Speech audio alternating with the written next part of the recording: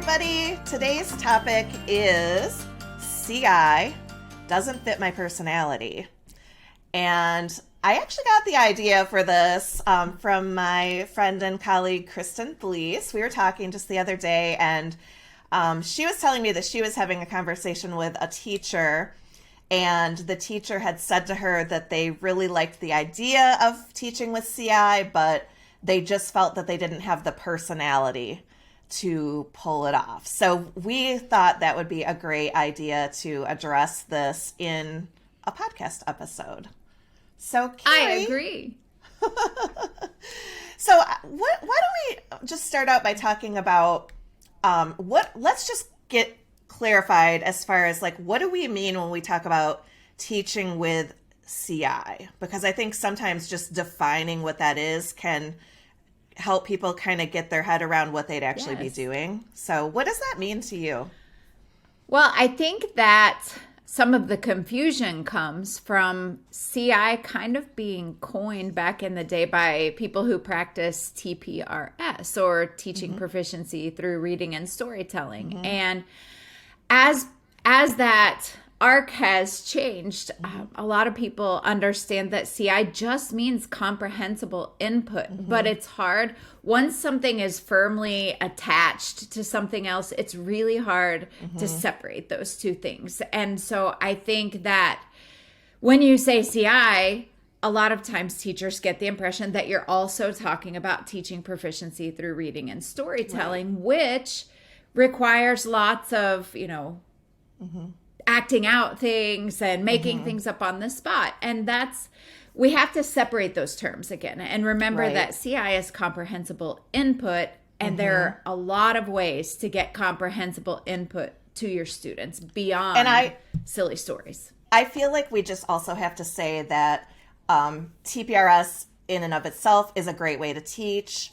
It can be a very effective way to teach, but I also think it can be an intimidating process for a lot of people. I think that I know that there are some great teachers using TPRS who do not have these huge outgoing personalities, but I do think that we've all probably gone to that TPRS workshop where the presenter just has such high energy and you're just like, oh my gosh, that's so cool, but I can't pull that off. And you kind of walk away feeling a little bit intimidated because you don't feel like you have the right kind of personality. I agree with you that CI kind of became synonymous with TPRS, and I do think that that is kind of problematic. First of all, because CI is not a methodology. CI is just the knowledge that students need to be hearing lots of comprehensible language and comprehending that comprehensible language in order to be acquiring. So that's not a methodology. That's just kind of a framework for us to think about how language acquisition happens, right? And Dr. Terry Waltz does a good job explaining that it's not comprehensible input, it's comprehended input. Right. I really like that phrase that she uses. Things, they have to understand it, or else it is not actually comprehensible input. It has to be comprehended.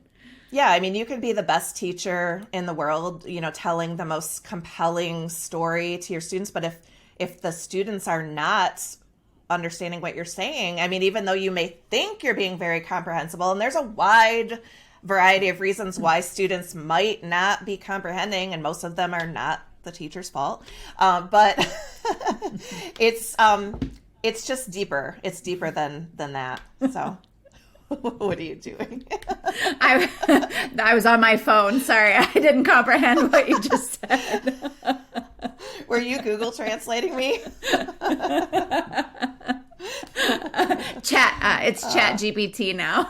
Oh, okay. Thank you. I'm wondering when we can start actually just asking Chat GPT to make our podcast for us. That's right. Is the day coming?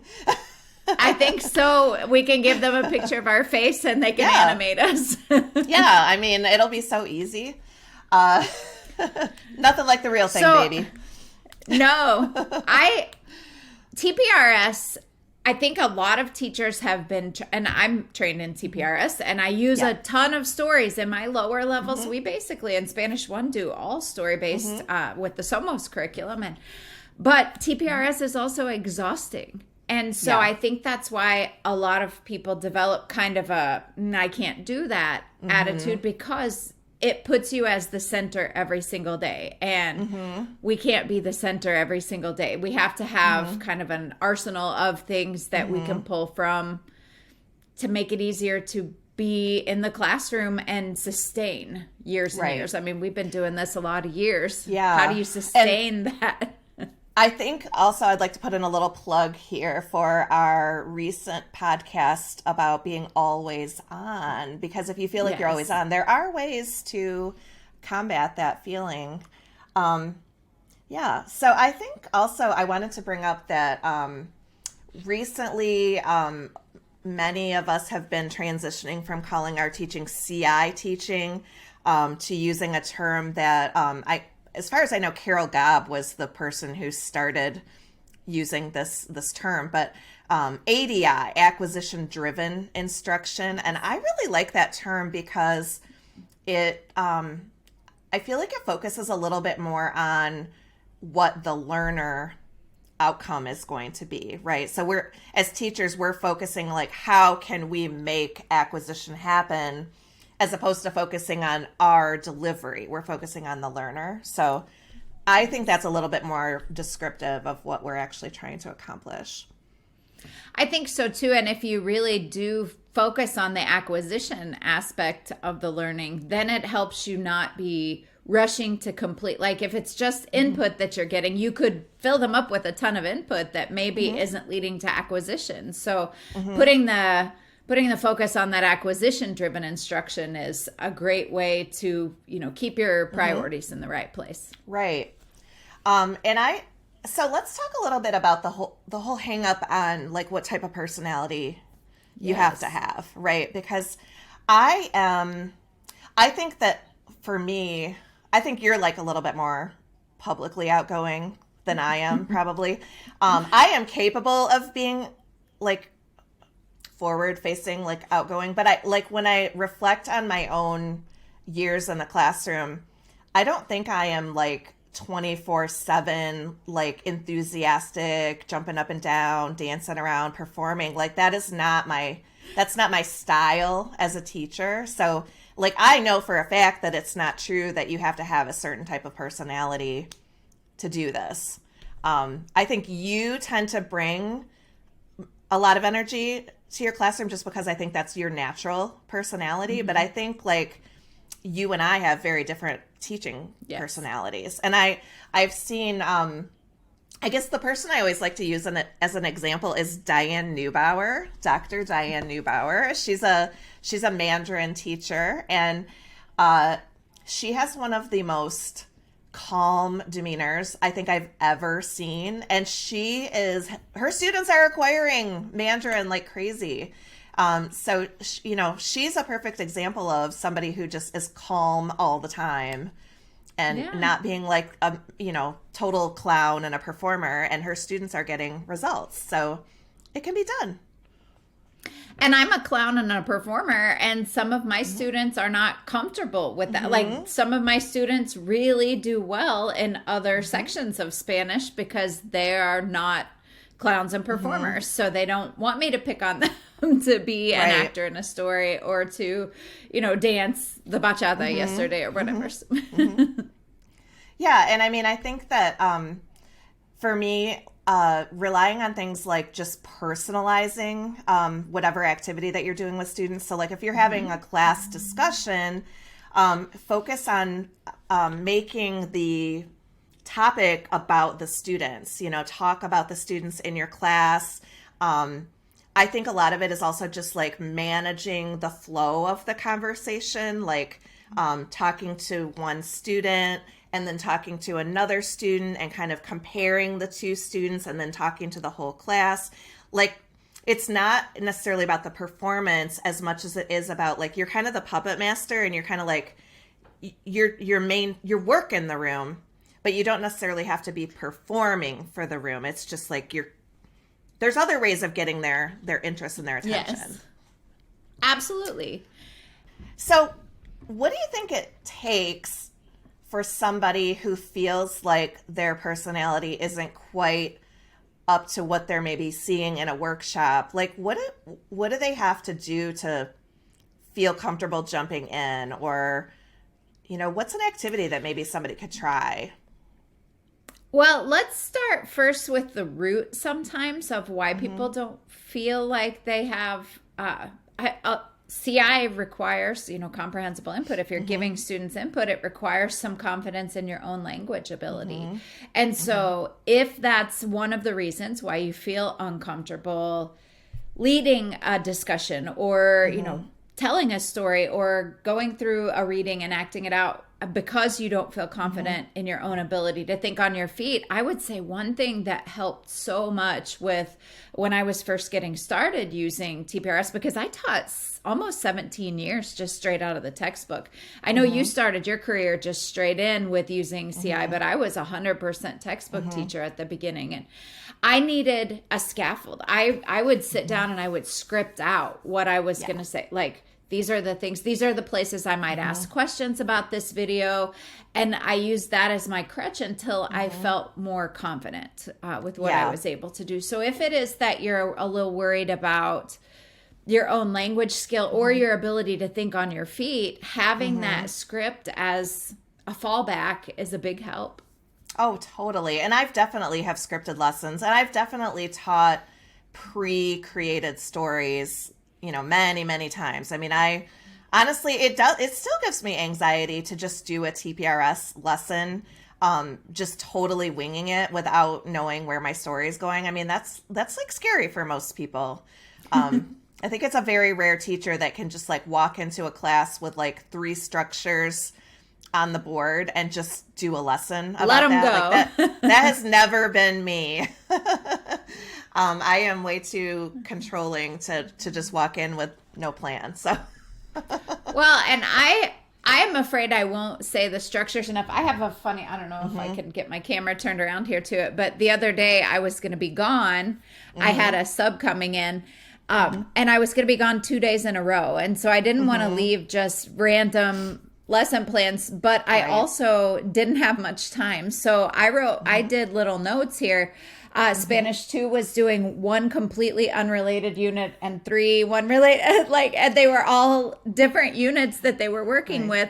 But as I said, I'm going to tell you guys a story, and I'm going to try to repeat these structures enough times that everybody gets at least 5 reps of their own structure during this story. And so I just kept track there, and I used it to pause and point as I told this story that I had kind of scripted out, like, this is how I might use them all. But it really helped me to see it and to have kind of a scripted plan of how I could get the repetitions in there. I don't think I could just go in free, I'm going to figure out how I'm going to use them as I'm on my feet. I wouldn't be confident that I had, said them enough times. So I need a visual. Right. Yeah, I think it's totally valid to do things like that. And I tell teachers all the time too, like, if you have your question word posters on your wall, also put them on the wall in the back of the room where you, the teacher, can look at them.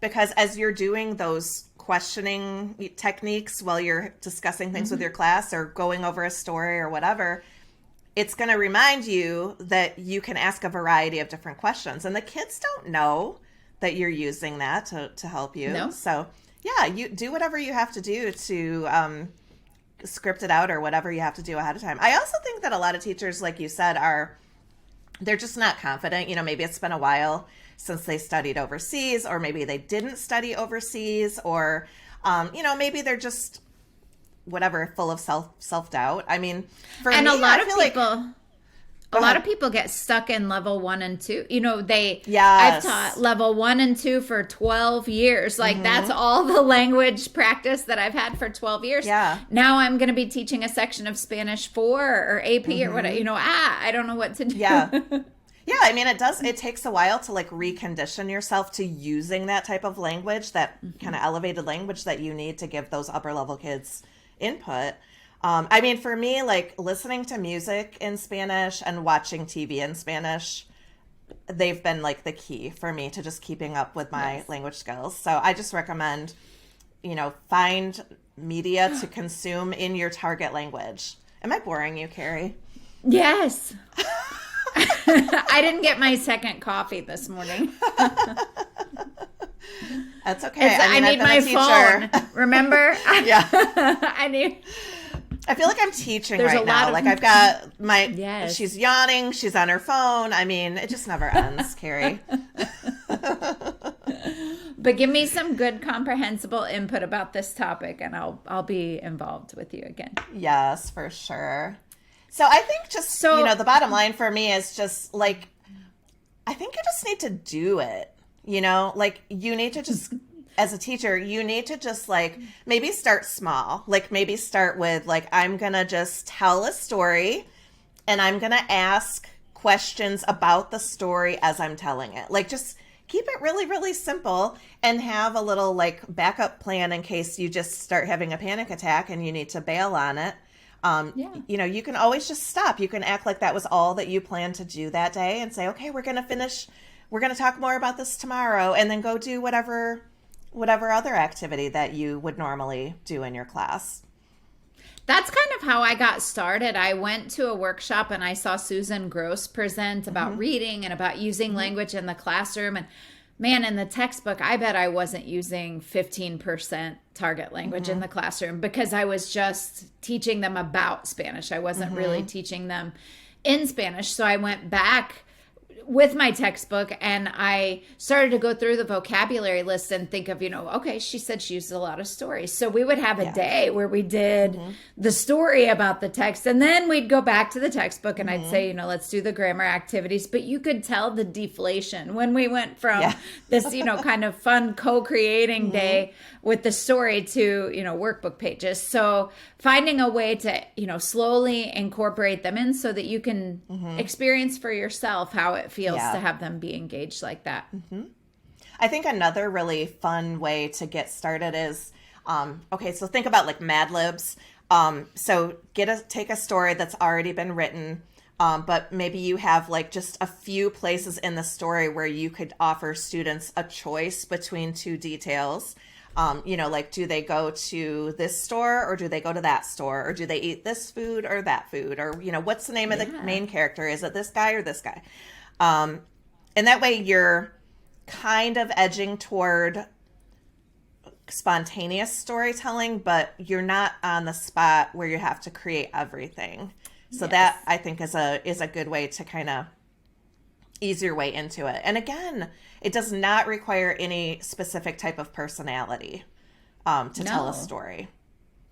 And a scripted clip chat is another really easy way to kind of wade into the waters of, okay, this is what it looks like to drive the classroom environment with input in the target language, but to have my script, there's tons of them available where you can just get an already made scripted movie talk or clip chat about really great videos that kids engage with videos. Some teachers like to take screenshots and do just a slideshow instead of videos. So I think there are a lot of ideas out there for how you can incorporate your own personality into doing a clip chat as well. Yeah, for sure. And so I guess our bottom line advice is just do it. Even if it's just like 5 minutes of your lesson. Just do Nike's it. Gonna come after you. Don't do it. Oh no. Just try to do it. There you go. Just try it. Just try it. All right. Well, we hope that you are all feeling inspired to just try for 5 minutes. And if you like it. If you've been kind of hesitant and we've convinced you to try a CI activity in your class, we would love to hear how it went for you. So get in touch with us. We are rooting for you. So let us know how it goes.